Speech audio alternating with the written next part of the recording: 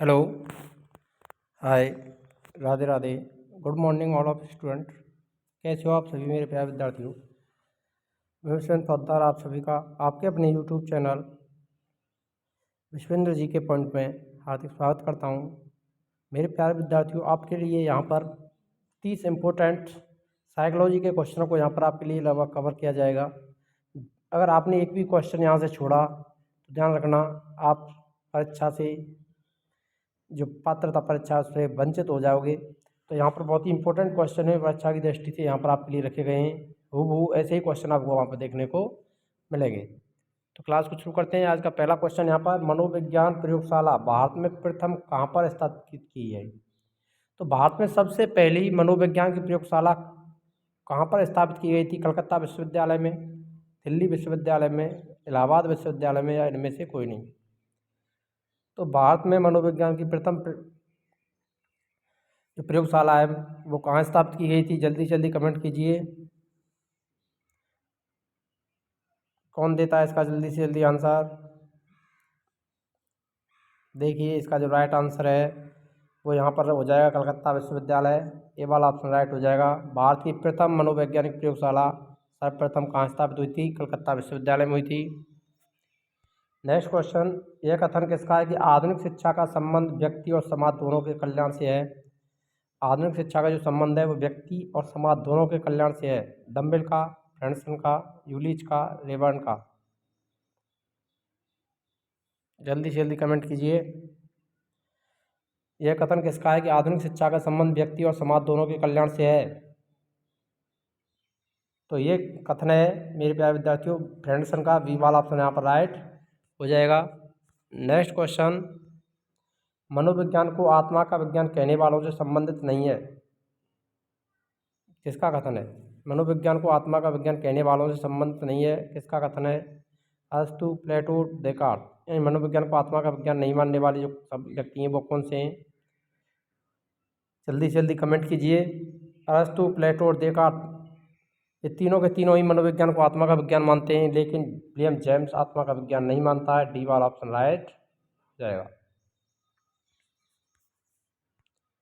Next question, मनोविज्ञान के प्रकारवाद संप्रदाय का जनक कौन है? ये मनोविज्ञान का प्रकारवादी जो संप्रदाय है उसके जनक कौन माने जाते हैं? William Wundt, William James, Sigmund Freud, V F. Skinner?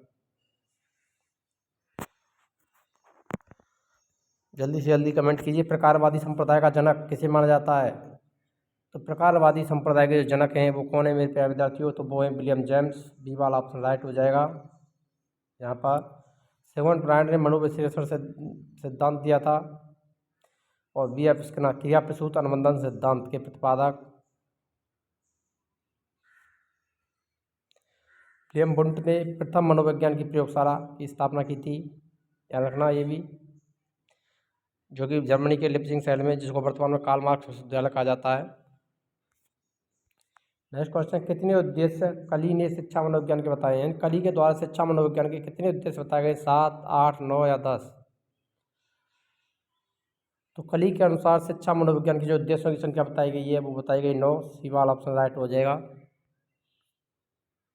Most important question, कहाँ पर विलियम वुंट ने वर्ष 1879 में प्रथम मनोवैज्ञानिक प्रयोगशाला स्थापित की? यानी मनोविज्ञान की प्रथम प्रयोगशाला कब स्थापित हुई थी? तो 1879 में हुई थी। और ये कहाँ पर हुई थी? जर्मनी के लिप्जिंग शहर में, ऑस्ट्रेलिया में, अमेरिका में, या कोलकाता में?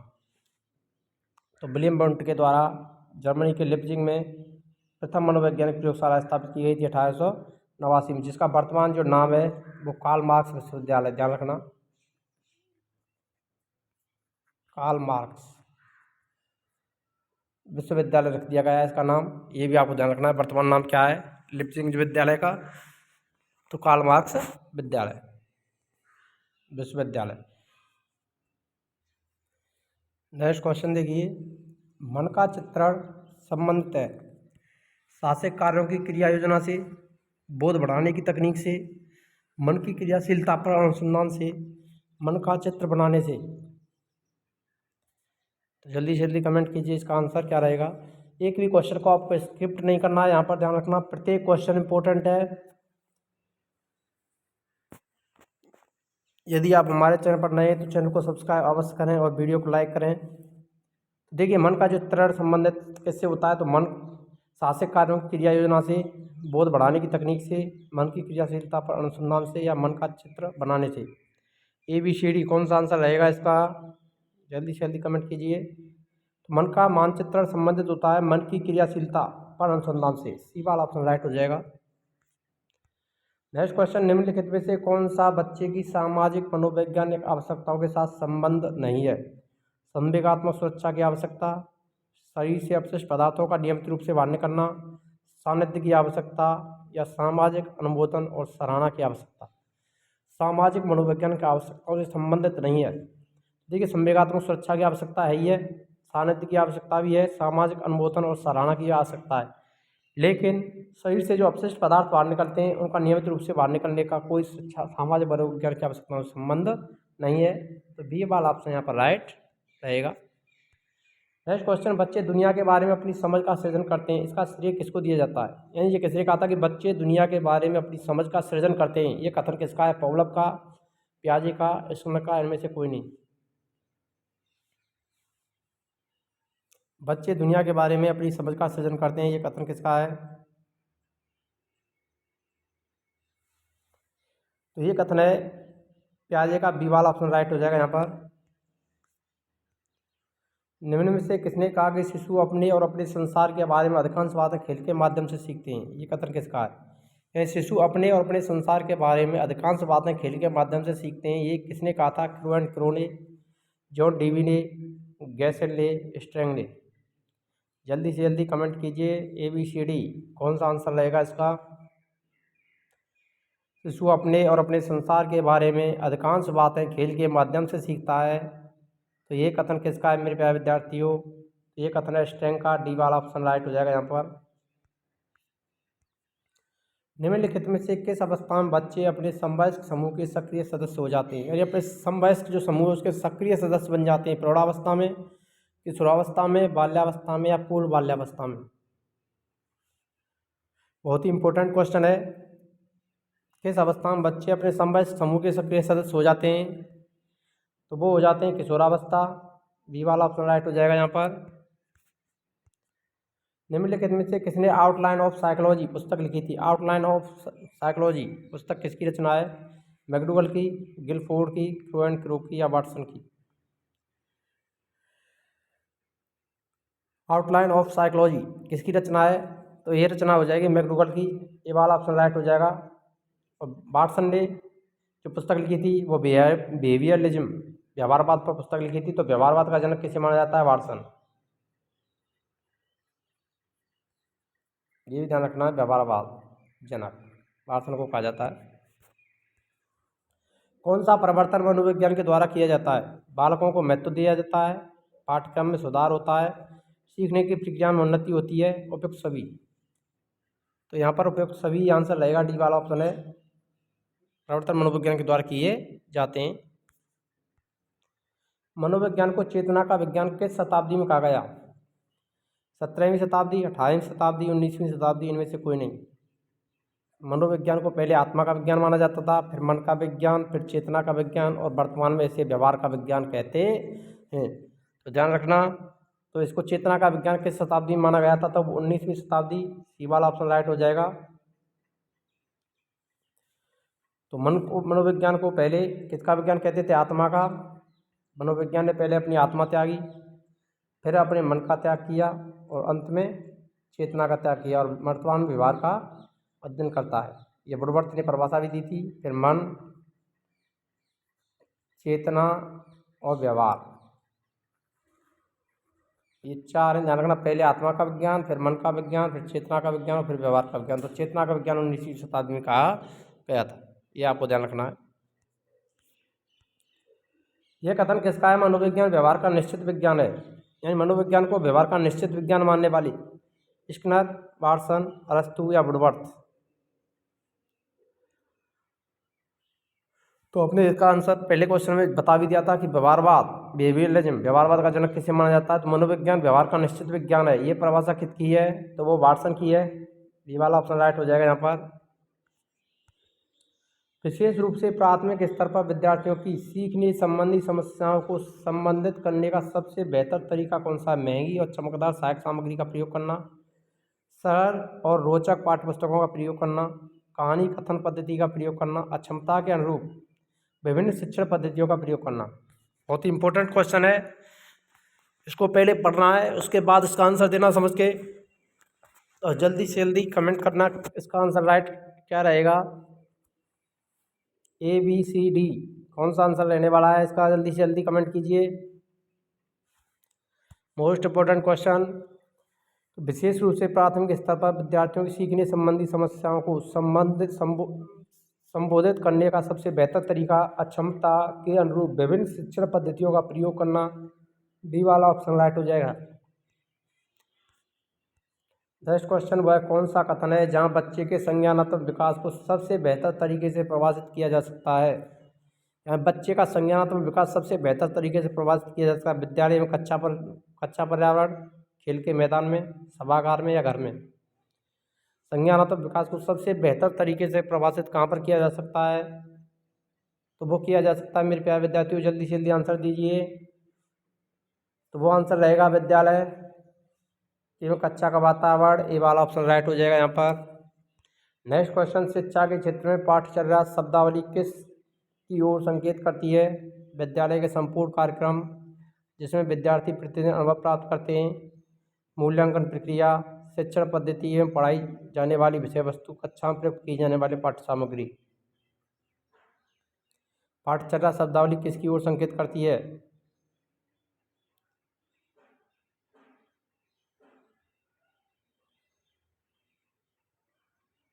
तो इसका जो राइट आंसर रहेगा वो ए वाला ऑप्शन राइट हो जाएगा। विद्यालय का संपूर्ण कार्यक्रम जिसमें विद्यार्थी प्रतिदिन अनुभव प्राप्त करते हैं, ए वाला ऑप्शन राइट हो जाएगा। नेक्स्ट क्वेश्चन, यह कथन किसका है? मनोविज्ञान अनुभव और व्यवहार का विज्ञान है। मनोविज्ञान को अनुभव और व्यवहार का विज्ञान किसने कहा? वुडवर्थ, वाटसन, अरस्तु।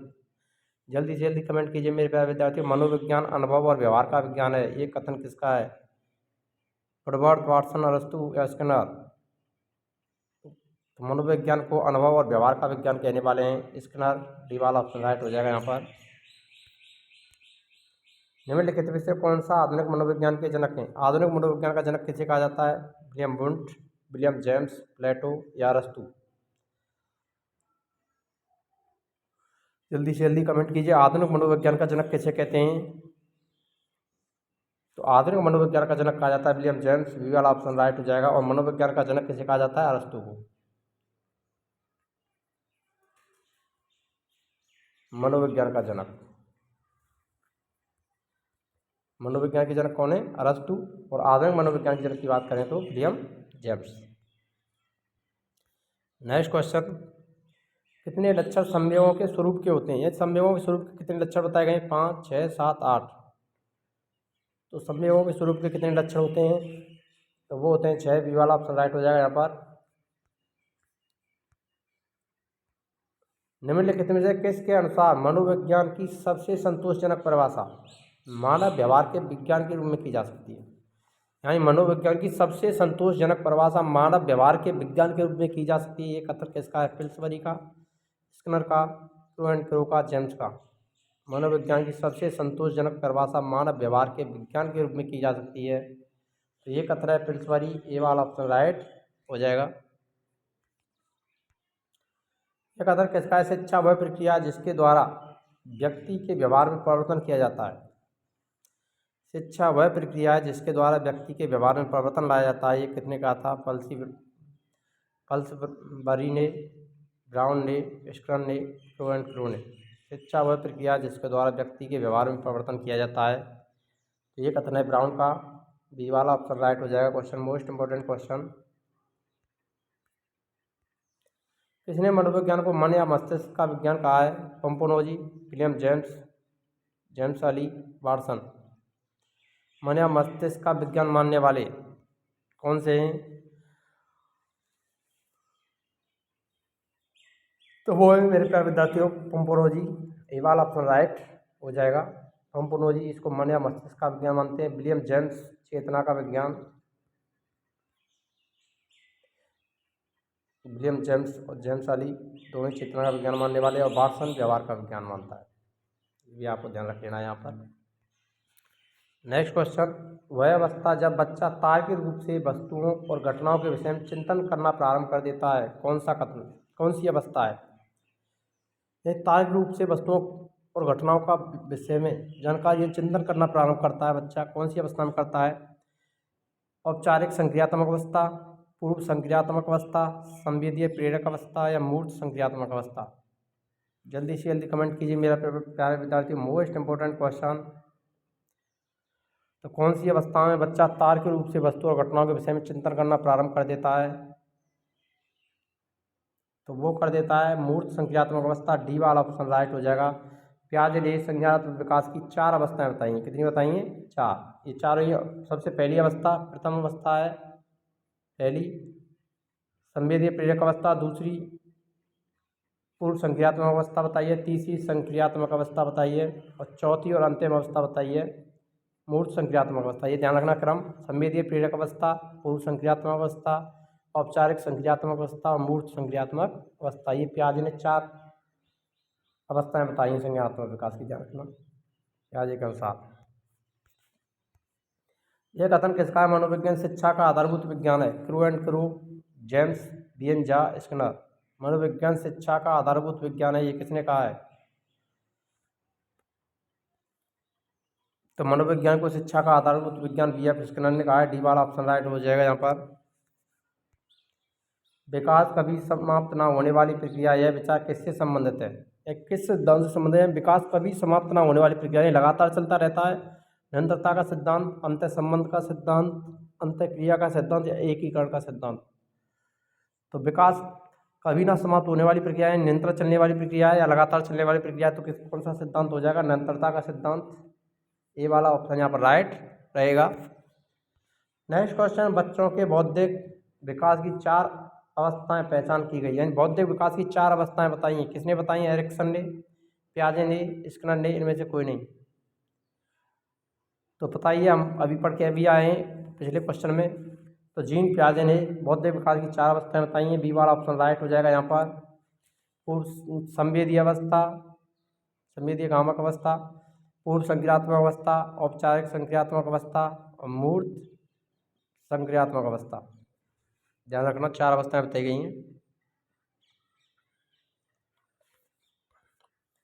किसके प्रयोगात्मक मनोविज्ञान का जनक किसे कहते हैं? प्रयोगात्मक मनोविज्ञान सबसे पहली प्रयोगशाला स्थापित की थी उसके द्वारा Watson, William Wood, Guilford, Thompson.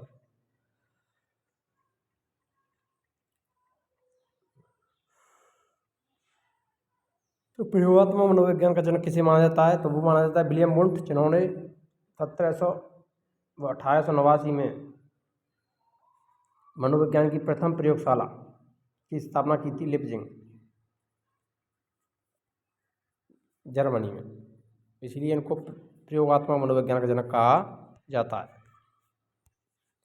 मनोविज्ञान को मध्य युग के दार्शनिकों ने क्या बताया? व्यवहार का विज्ञान, चेतना का विज्ञान, मस्तिष्क का विज्ञान, आत्मा का विज्ञान। मध्य युग के जो दार्शनिक थे उन्होंने इसको किसका विज्ञान कहा था? तो वो कहा था आत्मा का विज्ञान। डी वाला ऑप्शन राइट हो जाएगा यहाँ पर। अगर आपने अभी तक वीडियो को लाइक नहीं किया तो वीडियो को लाइक करें और कमेंट करें आपको क्लास है साइकोलॉजी क्लास कैसी लगी। बहुत इंपॉर्टेंट क्वेश्चन है, आपको यहाँ से परीक्षा में अवश्य 3-4 क्वेश्चन देखने को मिलेंगे, ध्यान रखना। और चैनल पर आप नए हैं तो चैनल को सब्सक्राइब अवश्य करना ना भूलें। मिलते हैं नेक्स्ट वीडियो में, तब तक के लिए जय हिंद, राधे राधे, जय श्री कृष्ण।